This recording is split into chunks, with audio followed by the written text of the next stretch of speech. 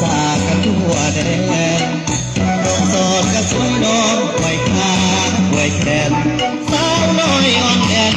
ตำแทนจะเป็นน้ำแก้มไปลายสาวสะพายตำขาโยกซ้ายโยกขวาตำขาตำสินไหมตาอ่อนซ้อนน้องยิ้มหักก้อนแก่ไกลไกล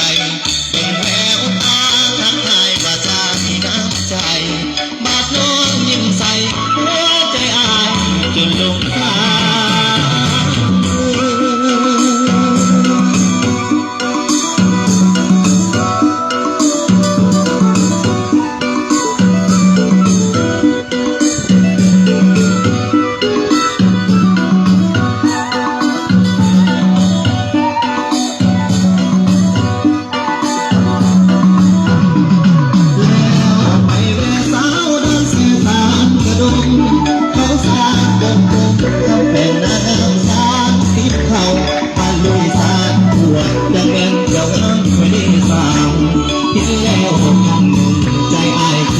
อยู่บ่อเศร้าสองหัวสามที่เขาเสียงหัวเสียงเบาจังเป็น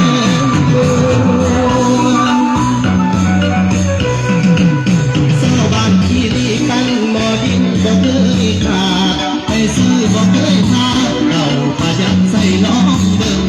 ปั่นหม้อลองให้สืบทอดกันมาตั้งแต่เดิมยิ่งมาหาน้อยเกินปล่อยลอยตาหน้าเบิ่งที่ดินปั่นหม้อดังเบิ่งเบิ่งฟังเสียงเพลงเบิ่ง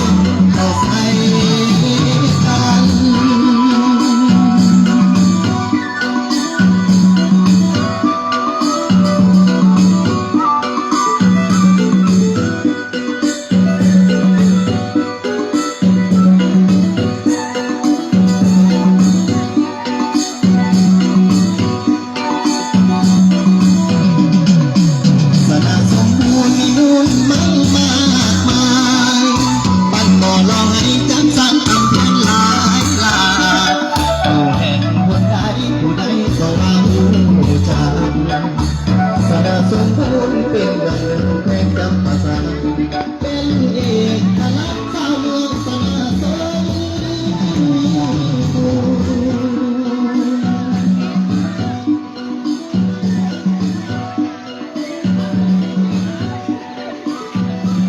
กันตามกูกับพ่อ